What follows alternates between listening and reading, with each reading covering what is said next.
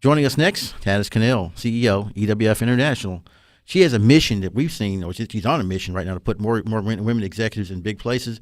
We want to see how she does it and how she came up with these ideas. Tanis, welcome to the show. Thank you, Ed. Glad to be here. Well, thank you. I mean, to try to do what you do, to try to change the paradigm when it comes to female executives and dealing with really what amounts to a man-driven world. I mean, what got you started? Tell us a little bit about your background. Well, my background has been, I spent 25 plus years in corporate America in the technology industry, held a number of different leadership roles. I had also been an equity partner in a private software startup, so I had that experience of owning a small business and being part of a small business. And so I had spent many years in corporate America, the last 10 years being on an airplane almost every week. And that got to a point where I was ready to really kind of make a change in my lifestyle and decided that I wanted to marry a passion with a business and a skill set, and had the opportunity to take the Dallas market for EWF at the time. And so I became, EWF operates on a licensee arrangement where you have licensees in different markets that run that particular market with oversight and assistance from the corporate office. So I took on Dallas, have been doing that for about almost 5 years, and then late last year had the opportunity along with a business partner to acquire the parent company of EWF. Wow. And we had such a fantastic experience with the organization and felt really purpose-driven, and we felt there was a great opportunity with the company, which is the reason we made that acquisition. Now, obviously, you put your skin in the game, for lack of a better term, in buying the company. When you think of EWF International, kind of dig deeper and tell us exactly what they are and what made you decide to make that type of commitment. Sure. We're essentially a leadership development company with two kind of primary core focuses in our business.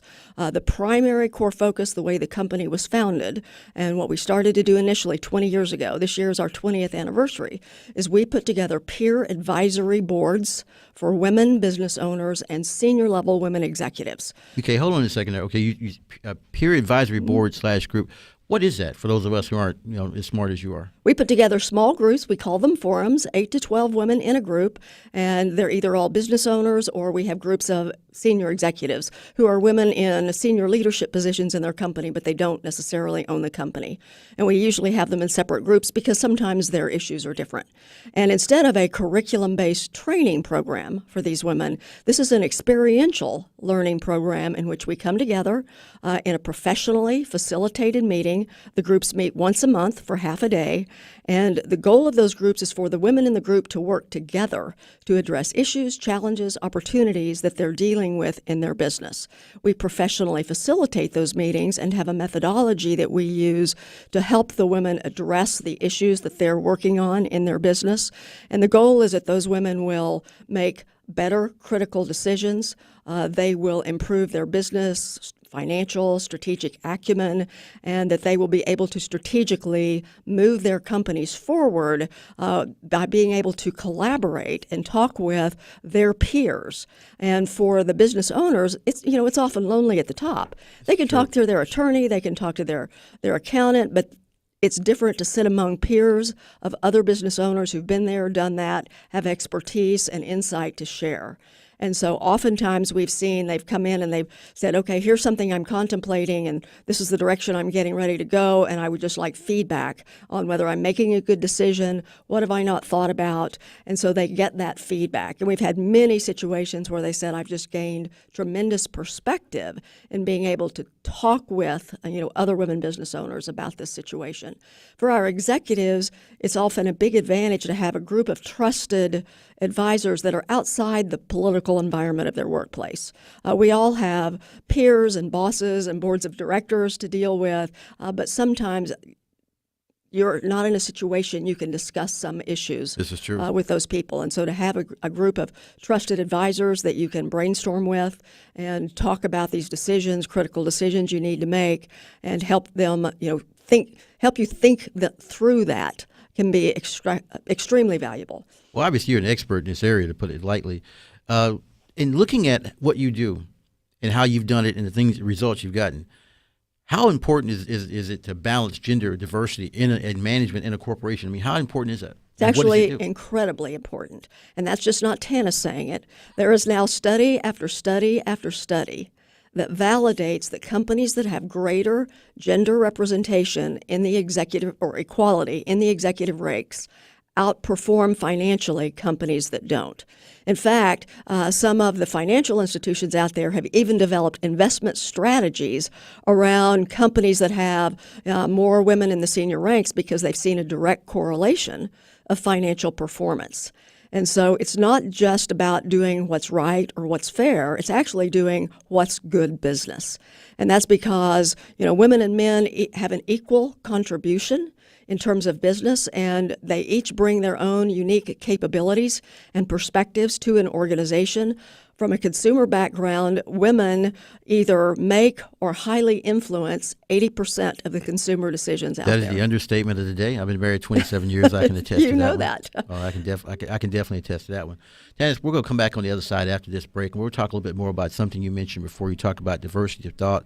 You talked about the contribution that women make. You also said something that really was close to my heart when you talk about the fact that women make, in a lot of cases, better financial advisors, better financial decisions. I'll give you some personal information on that going forward that I think you'll find to be very interesting. I look forward to hearing it. Right. This is Ed Baxter, CEO of Money. We're talking to Tanis Cornell, CEO of EWF International. We'll be right back on the other side of this. This message and this segment was brought to you by Notify CRM, CRM of the future.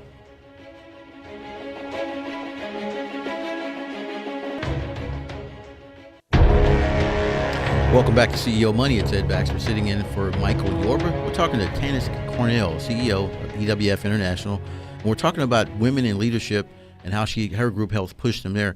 Before we went to the break, Tanis, we talked about women in risk, and we talked about a few things. And I talked to you at the break about some of the insane stuff that I've done. Kind of give us an idea about how women approach risk and how they manage it better than most of the guys I've ever met. Well, I'm not going to say it's good or bad in terms of the way men and women look at risk. Women are willing to take risk. I think sometimes there's this general belief that women are not willing to take risk.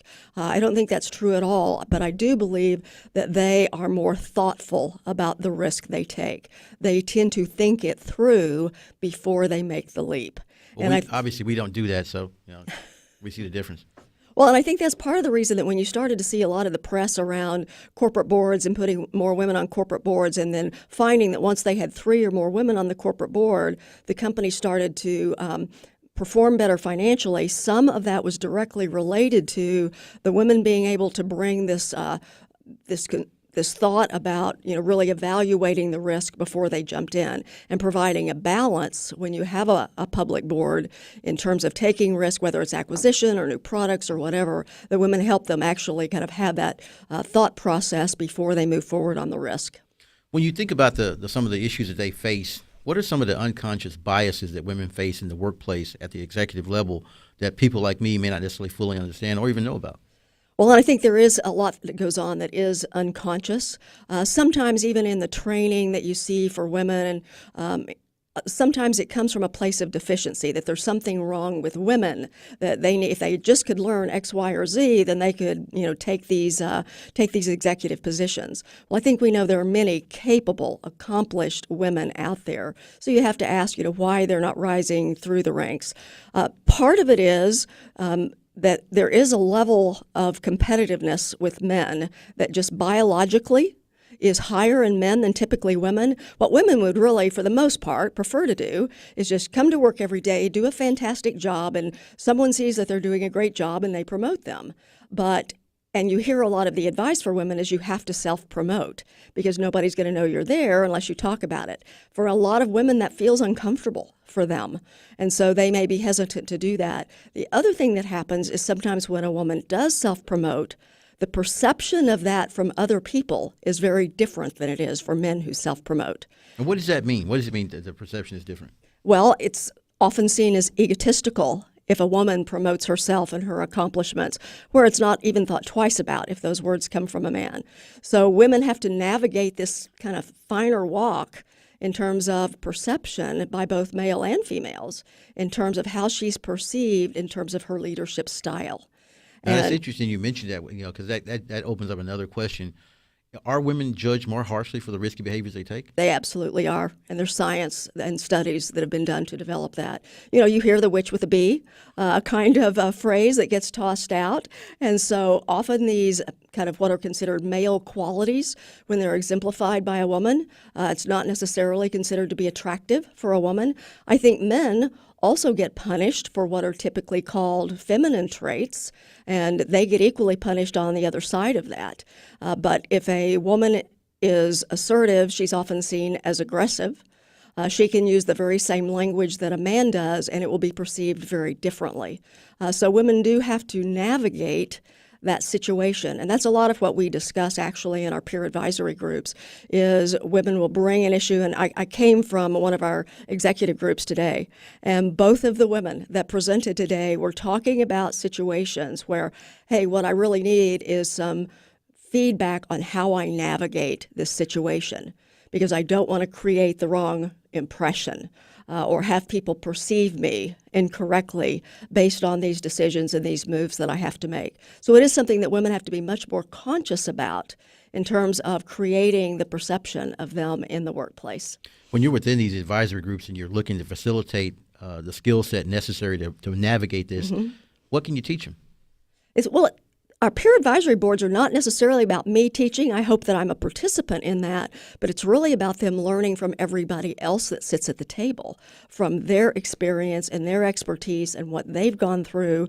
And it's not just me teaching, it's every woman in the group is providing feedback to that person who's presenting. So you see it more as an information interchange in lieu of a lecture style where someone is giving some way to kind of deal with this particular issue one way or the other. I guess if you think about this, I guess the other question would be, having it being a female-only group, is there really value in that, or should there be some diversity in the group itself? There is value in it, and it's not that we don't like men, we do like men.